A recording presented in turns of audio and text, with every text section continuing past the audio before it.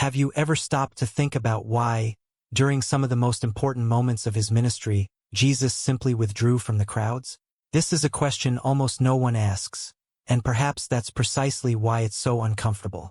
After all, we're talking about someone surrounded by people thirsting for miracles, answers, healing, and hope. People who crossed entire cities just to touch him, hear him, or perhaps receive a word. And yet, on certain occasions, Jesus chose to withdraw. Silence, loneliness, distance. Why? Imagine the scene. Thousands of people around, voices overlapping, expectations growing, urgent requests, real needs. Everything seemed to point to a single logical path: to stay, to continue, to attend. But suddenly, Jesus walks away. He leaves the crowd behind and goes to a deserted, isolated place, where no one applauds him, no one asks for miracles, no one interrupts him. A contrast too stark to go unnoticed, and yet almost never questioned. Have you ever noticed this? Perhaps because, deep down, this attitude confronts us. We live in a culture that values constant presence, total availability, full schedules, and the feeling of being needed all the time. If Jesus had such a grand purpose, why didn't he cherish every second with people? Why did the Son of God, who came to serve, choose silence instead of the clamor of the crowd? What did he know that we often ignore? Stay with me until the end, because what you're about to discover might surprise you, and perhaps even change the way you see your own spiritual life. Throughout the Bible, this gesture of Jesus is repeated more times than we imagine. It doesn't happen by chance, nor out of mere human weariness. There's something profoundly intentional there, something that reveals spiritual limits, clarity of purpose, and a wisdom that goes far beyond what it seems at first glance. And before you think this has nothing to do with you, let me ask you, have you ever experienced moments when you felt you were giving too much, listening too much, doing too much, and yet still felt empty inside? Have you ever had the feeling that the noise around you was so loud that you could no longer hear your own voice, or even the voice of God? This experience is not strange to most people, and perhaps that is precisely where this silent gesture of Jesus begins to make sense. While the crowd sought visible miracles, Jesus seemed to seek something invisible yet essential. While everyone wanted quick answers, he chose to pause. While many saw urgency, he saw alignment. This leads us to a profound reflection. Does every demand around us need to be met immediately? Is always being available, in fact, a sign of spiritual faithfulness? Or are there, like Jesus, moments when stepping away is also an act of obedience? The curious thing is that these absences of Jesus almost never receive attention. We focus on the miracles, the powerful words, the transformed crowds. But the silences, the discreet gestures, the decisions that happen away from human eyes, these go unnoticed. And yet, it is precisely these that reveal profound teachings, hidden at first glance, but extremely relevant today. What was happening during those moments when Jesus was away? What was he teaching us without saying a single word? And, more importantly, what does this reveal about boundaries, purpose, and spiritual life today? That's what we're going to start talking about now. And perhaps you'll discover that this forgotten scene says much more about you than you imagine. And perhaps that's precisely why this reflection can't remain confined to a video or a few words. Because, deep down, we've all been in the midst of that crowd, surrounded by expectations, demands, voices, and needs, trying to do the right thing, trying to please, trying to remain available all the time. If this topic resonates with you, if at any point something said here touched your heart, leave a comment below about what resonated with you the most. Sometimes, putting our feelings into words is the first step in understanding what God is trying to show us. And don't think this comment is something small or unimportant. When you share your experience, your doubts, or even your struggles, you help other people who are going through the same process to feel less alone. This space is for conversation, not a monologue. Your voice matters, and it might be exactly what someone needed to read today. If you're enjoying this reflection, liking the video is a simple yet powerful way to say, this content is relevant. This gesture helps the message reach more people who also need to stop, reflect, and perhaps rethink their own spiritual limitations. Your participation here is what makes this channel grow and continue bringing this type of content to those seeking meaning, direction, and depth in their faith. And if you feel that this type of message resonates with your current situation, subscribing to the channel is a way to walk alongside us. Here, the idea is not just to talk about Jesus, but to delve into the gestures, silences, and attitudes that reveal teachings that often go unnoticed. By subscribing, you show that you want to continue being part of this journey, this space for reflection and spiritual growth. All of this creates a community. Different people, different stories, but the same quest.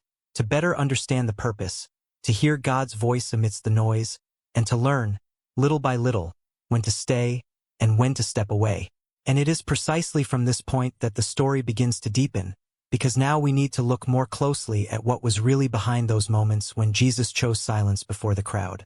Now I want to delve even deeper into this subject, because there's a hidden truth here that completely changes how we perceive those moments when Jesus withdrew.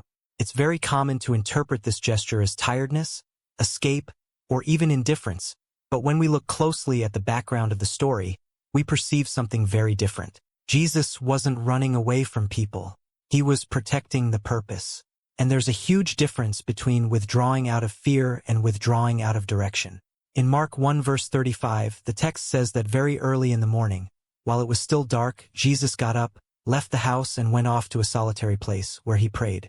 Notice the detail. It wasn't after an ordinary day. It was right after an intense sequence of healings, deliverances, and teachings. The crowd was growing, his fame was spreading, and the demands were increasing. Humanly speaking, that was the moment to take advantage of the impact, to remain visible, accessible, and available. But Jesus does the exact opposite. He withdraws, not because people didn't matter, but because alignment with the Father came before any external expectation. Luke 5 verse 16 reinforces this pattern by saying that Jesus withdrew to lonely places and prayed. The text doesn't suggest an isolated event, but a habit, something recurring, conscious movement. This leads us to a profound reflection on spiritual mindset. While the crowd saw results, Jesus saw the source. While people wanted the miracle itself, he prioritized the communion that sustained each miracle. This choice reveals a spiritual maturity that we often ignore because we live focused on what is visible, immediate, and measurable. There's a delicate point here. The crowd wasn't wrong to seek Jesus. There was real pain, legitimate suffering, urgent needs. But not every need around us defines our mission at that moment. Jesus understood something that completely transforms how we make decisions. If he lost his connection with the Father, he might continue doing good things, but he would cease to do exactly what he was sent to do. That's powerful, because it shows us that even good can lead us astray when it doesn't spring from the right direction. Jesus' withdrawal wasn't a rejection of people, it was faithfulness to his purpose. He knew he couldn't allow the urgency of others to determine his journey, and this has a direct impact on our lives. How many times do we confuse availability with obedience?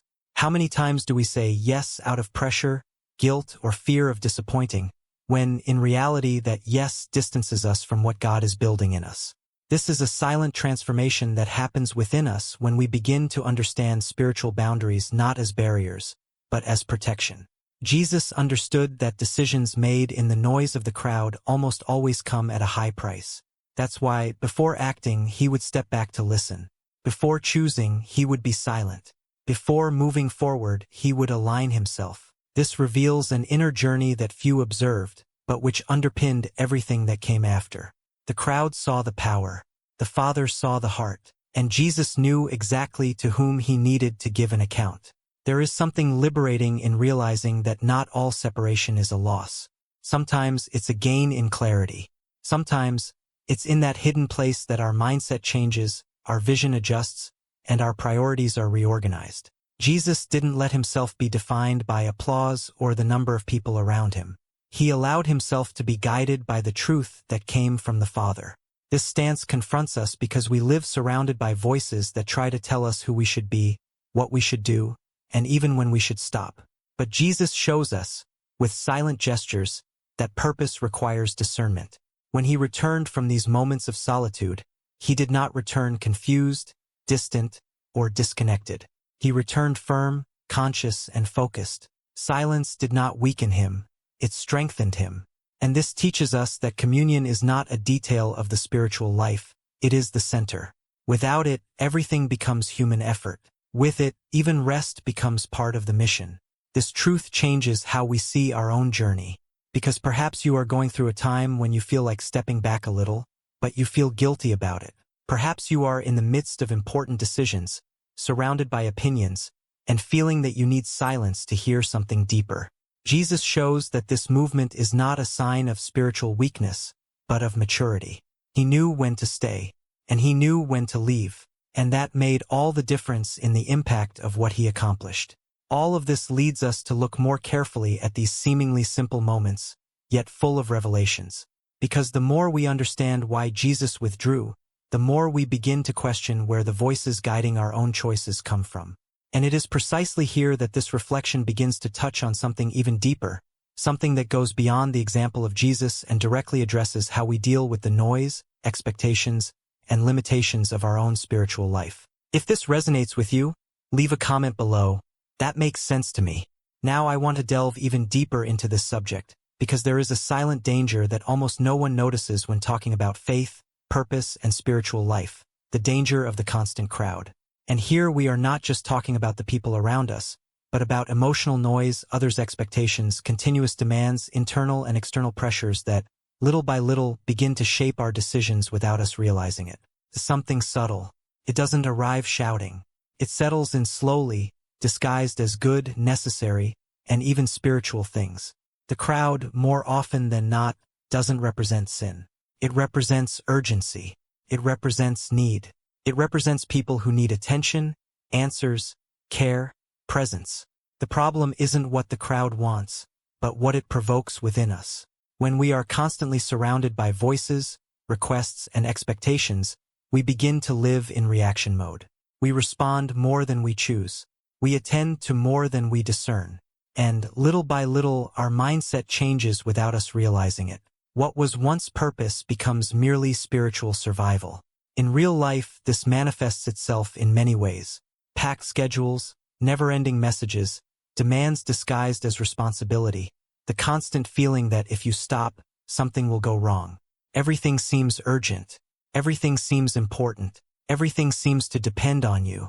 And it is precisely in this scenario that the hidden truth begins to emerge. Even good things can distract us from our purpose. Even helping can become a distraction. Even serving can become an escape from oneself and from God. There's an invisible weight in trying to meet all the needs around us. A weariness that's not just physical but spiritual. The soul becomes noisy. Clarity diminishes.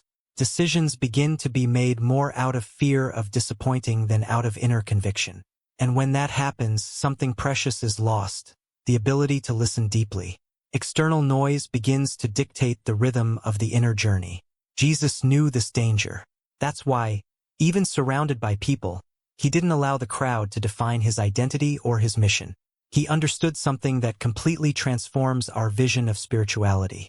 Not every need around you is a calling from God.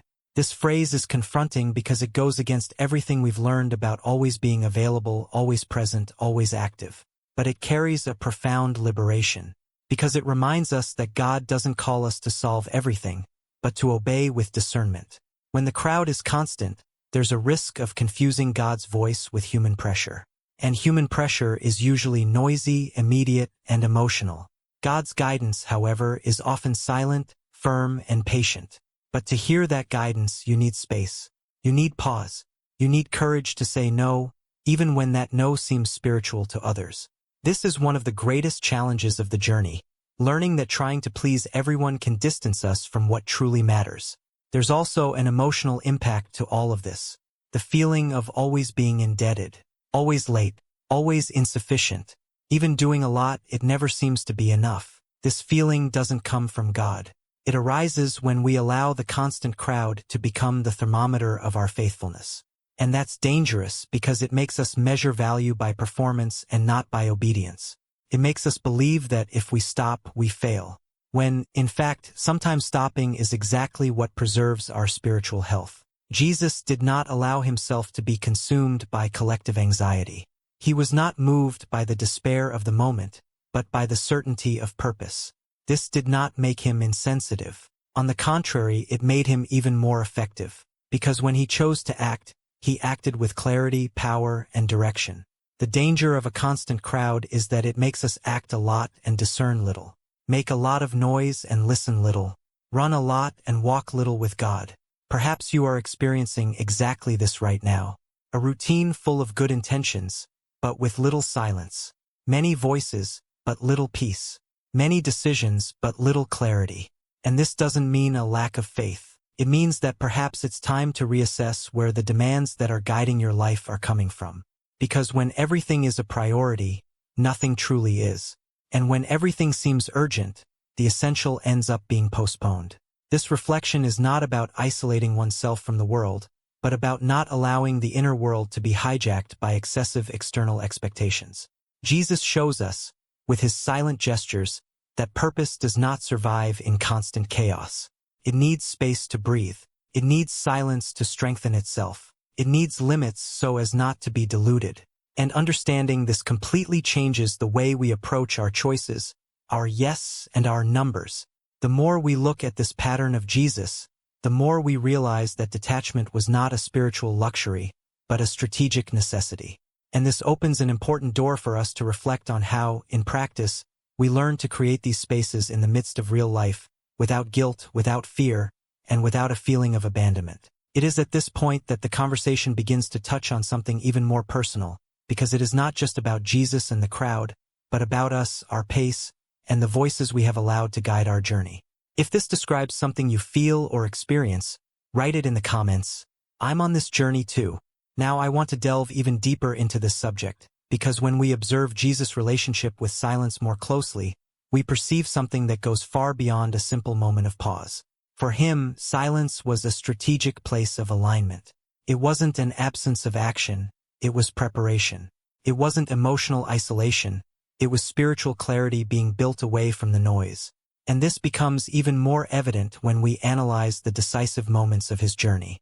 Before choosing the 12 disciples, men who would carry the message forward and shape the course of the Christian faith, Jesus did not hold a meeting, did not listen to the opinion of the crowd, did not analyze popularity or influence.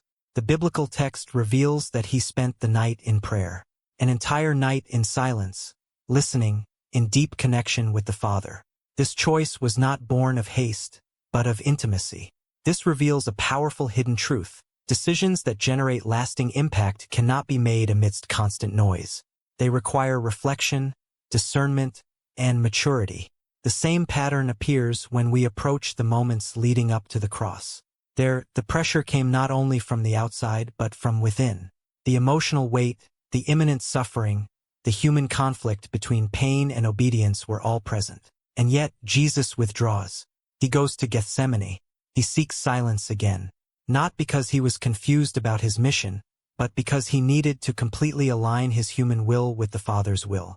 Silence becomes the space where the most difficult decision in history is made. This teaches us something fundamental about spiritual mindset. Jesus didn't use silence to escape reality, but to face it clearly. He didn't disappear when he withdrew. He grew stronger. While many see silence as a sign of weakness or indecision, Jesus reveals it as a sign of maturity.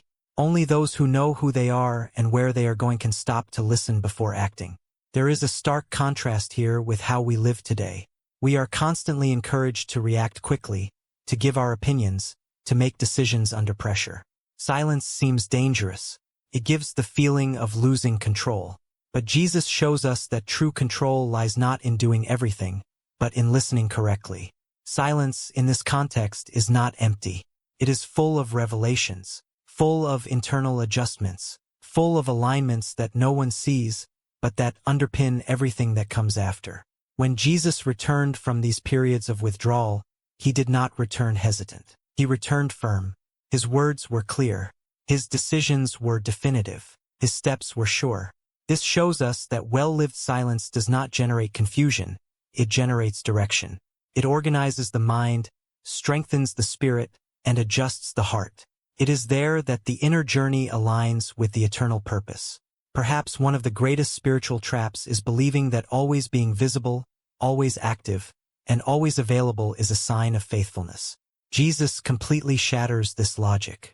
He teaches us that faithfulness begins in secret, that true transformation is born far from applause, that the most important decisions in life don't need an audience, they need discernment. Silence also reveals something profound about trust. Those who remain silent demonstrate that they trust God enough not to need to prove anything to anyone. They trust that they won't miss opportunities by stopping. They trust that they won't be forgotten by stepping away. This stance requires faith. It requires courage. It requires a maturity that is built up along the journey, not instantaneously. And here there is a very direct impact on our practical lives. How many times do we feel we need to decide something important, but are surrounded too much by opinions, expectations, and noise? How many times do we try to hear God's voice without creating any space for it? Jesus' example invites us to rethink this rhythm, to understand that silence is not delay, it is investment. It is not escape, it is preparation. It is not weakness, it is strength being built in the invisible. Jesus would withdraw to listen because he knew that without listening, all action becomes empty. He knew that words spoken without alignment might impress, but they don't transform. That decisions made without prayer might work for a time, but they don't sustain the purpose. Silence was the place where truth became clearer than any external voice. When we understand this, we begin to look at silence in a different way. It ceases to be a nuisance and becomes an invitation to slow down, to reorganize priorities, to allow God to speak without interruption. And this invitation is not only spiritual, it is profoundly human. Because all of us, at some level, need this space to align who we are with what we are doing. This reflection paves the way for something even more practical and challenging, because understanding the value of silence is one thing, but learning to live with it amidst a busy, noisy, and demanding routine is something completely different. That's where we begin to touch on limits, on conscious choices, and on the small daily decisions that silently, yet profoundly shape our spiritual life. If this truth resonates with you, leave a comment below. That makes sense to me. Now I want to delve even deeper into this subject, because everything we've seen so far inevitably leads us to an issue that many avoid facing: spiritual limits. This expression sounds strange, almost contradictory to many people. After all, we've been taught that faith is total surrender, constant availability, unreserved service. But when we observe the life of Jesus attentively, we perceive a hidden truth that completely transforms this mentality. Limits are not selfishness. Limits are obedience. Jesus deeply loved people. That is indisputable. He felt compassion for pain, was moved by mercy, and was never indifferent to human suffering. But at the same time, he never allowed that love to make him lose clarity about who he was and where he was going. This balance is rare. To love without losing oneself requires spiritual maturity. It requires discernment. It requires knowing when to be present and when to step away, not out of lack of love, but out of faithfulness to purpose. There's a widespread idea that setting limits means hardening your heart. But Jesus proves the exact opposite. He sets limits because he loves, because he knows that, without them, even love can become disordered. When we try to embrace everything and everyone all the time, something inside us begins to fragment. The soul tires. The mind becomes confused. The spirit loses sensitivity. And, little by little, what began as service becomes a burden. You can love people without losing yourself. This is one of the most liberating revelations of the gospel lived by Jesus. He never erased himself to be accepted. He never sacrificed his identity to meet expectations. He never let the urgency of others define his inner agenda. This didn't make him cold. It made him whole. And only those who are whole can love in a healthy and transformative way. Perhaps one of the greatest spiritual traps is confusing exhaustion with faithfulness. Many feel spiritually tired, empty, joyless, but believe this is normal, almost a sign of commitment. But is it really? Isn't this tiredness actually a warning sign? Are you spiritually exhausted because you never step away from the crowd? Because you never create space to breathe, listen, realign? Jesus teaches us that limits don't distance us from God. They bring us closer. When he withdrew, he wasn't abandoning people, he was protecting the mission. He was ensuring that his decisions continued to flow from communion, not from pressure. This completely changes how we approach spiritual life, because it shows us that saying no at times is, in fact, saying yes to something greater. There's a practical impact to all of this. How many times have you said yes when, deep down, you knew you needed to say no? How many times have you taken on responsibilities that weren't yours, just out of fear of disappointing others? How many times have you carried burdens that God never asked you to carry? These small deviations, accumulated along the journey, generate a profound weariness, difficult to explain, but impossible to ignore. Jesus never let guilt guide him. He was driven by conviction. That's a crucial difference. Guilt pushes us. Conviction guides us. When we don't have clear boundaries, we are easily led by guilt, by the expectations of others, by the need for approval. With healthy boundaries, our decisions begin to emerge from a deeper, more aligned, more truthful place. Spiritual boundaries also teach us about identity. Those who know who they are don't need to prove anything. Those who understand their purpose don't feel threatened by pauses.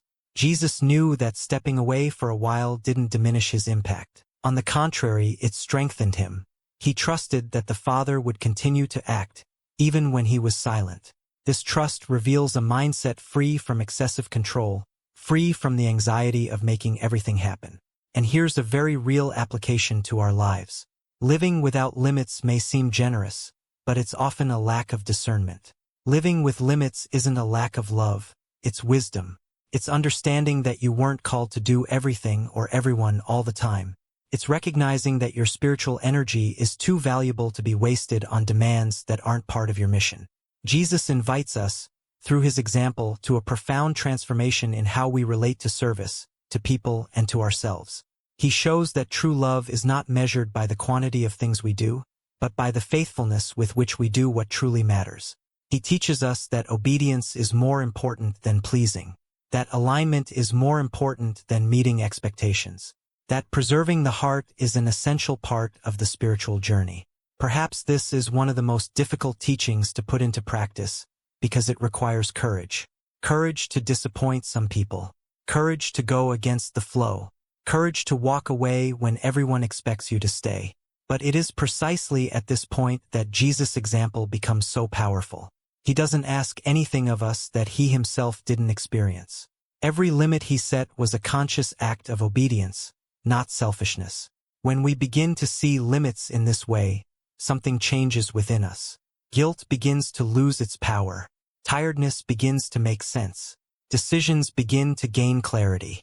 And spiritual life ceases to be a burden, becoming a lighter, more honest, and deeper journey. Not because we do less, but because we do it from the right place. This reflection opens up space for us to look even more closely at our own routine, our daily choices, and the limits we have or have not established. Because understanding the principle is only the beginning. The real challenge lies in how this translates into practice, amidst everyday life, responsibilities, and the pressures that surround us every day.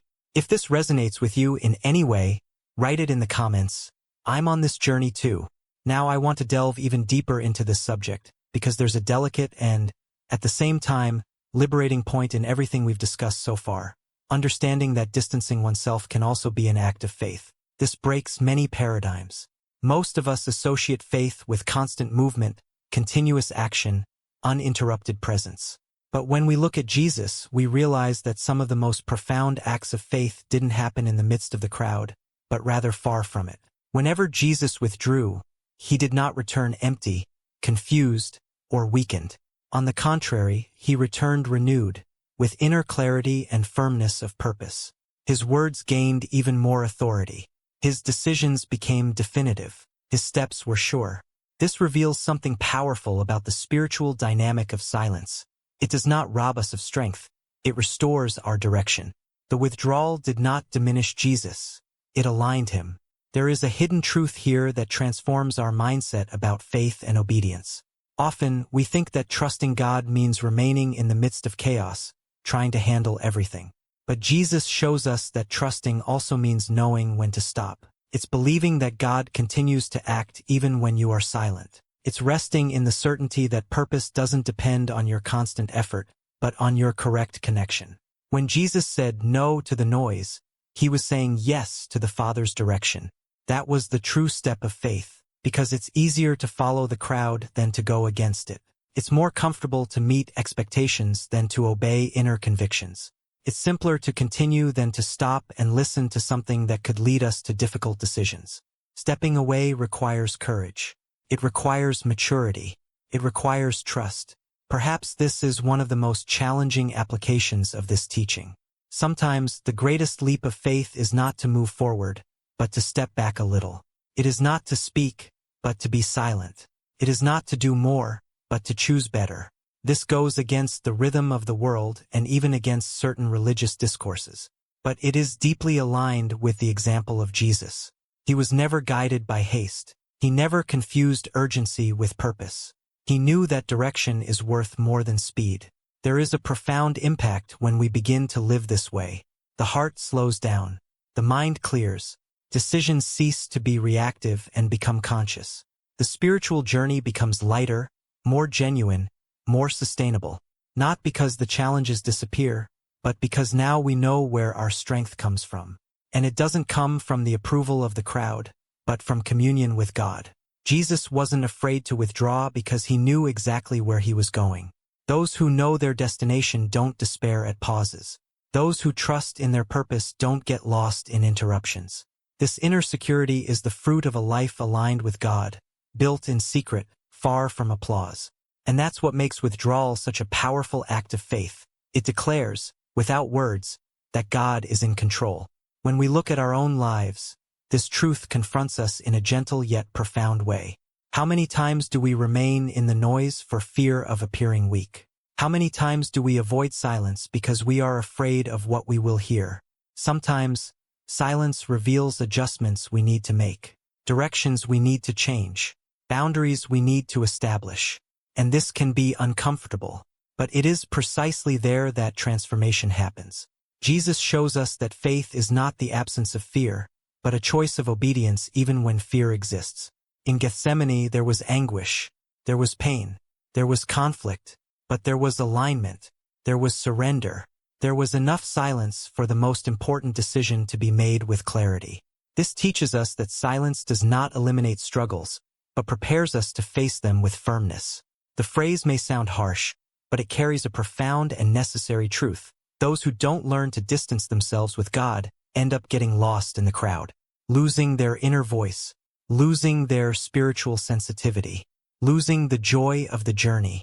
Not all at once, but little by little in small daily concessions that seem harmless, but accumulate impact over time. Learning to step away is learning to return better, to return more whole, to return more conscious, to return with renewed purpose. Jesus never stepped away forever.